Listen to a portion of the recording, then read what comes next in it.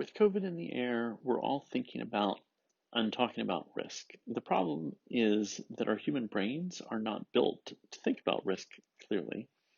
So I'm going to give you some tools that have helped me. The first one, you know what a household budget is. You know how to spend your money.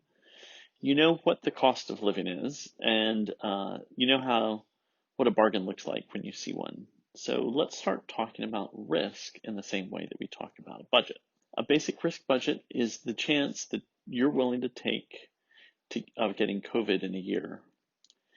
For every social interaction you have, you're spending out of this risk budget. If you go shopping, you've spent some of your risk budget. If you have a meal with friends, you've spent out of your risk budget. Thinking about risk as a budget allows you to balance satisfying your own needs with being responsible to yourself and those around you. Just like budgeting money, budgeting risk gives you control, and then control in turn gives you freedom. Everyone's basic risk budget should be small enough that we're not propagating this pandemic.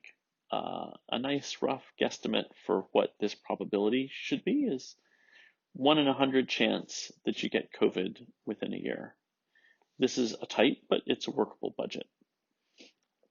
If you're over 65, diabetic, overweight, or if you regularly visit with anyone in these categories, then your risk budget should be smaller than this, perhaps 10 times less. 1 in 1,000 chance of getting COVID in a year. This is a tighter budget, but still very workable budget. The time you spend doing an activity matters a lot for how far your budget goes. If you plan on going to a social activity for 1 hour, but you end up spending 2 hours, then you just spent twice as much out of your risk budget as you had originally planned. Similarly, by cutting down the amount of time you spend in a grocery store per week, you've managed to save some risk from your budget to use for other things that you might prefer doing. The number of people you socialize with also has a big impact on the amount of risk you're spending to do an activity. The more people you're socializing with, the more risk you're spending from your risk budget. If you plan on socializing with one person, but they bring a friend, you're now spending twice as much risk to hang out. The cost of living for your risk budget corresponds to the prevalence of COVID in your local area. The more people walking around you that are currently infected with COVID, the easier it is to catch COVID, and therefore the faster you're going to go through your risk budget.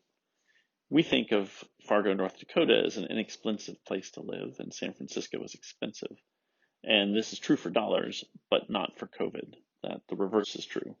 Fargo currently is very risk expensive because it has 143 cases per 100,000 people. San Francisco is merely expensive currently at 13 cases per 100,000 people. And a place like Japan is very inexpensive at 1.5 cases per 100,000 people. So a fixed risk budget goes farthest in Japan and less far in San Francisco and not at all far in Fargo. When you have a tight risk budget and you're in a high cost of living area like San Francisco and especially Fargo, you got to look for bargains. How can you do the same activity while spending less risk? I think of masks like coupons.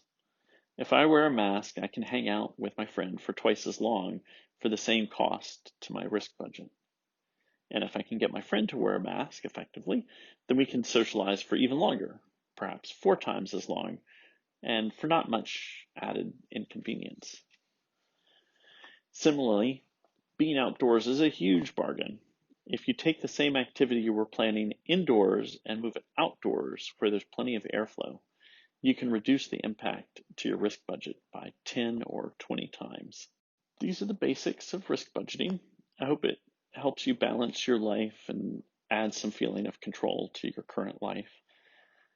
If you want to take this budgeting concept to the next level, in the next video, I'll walk you through a website called microcovid.org. In the meantime, for those of you who want to read ahead, here's the website. Here's the part of the website that affects your cost of living. Here's the part of the website where you set your budget. Here's the part where you can specify the activity you're doing. And then finally, you can look at the result, which indicates how much of your risk budget you're spending to do this activity. Take care. Hope this helps. I'll be back with more videos about budgeting in a little bit.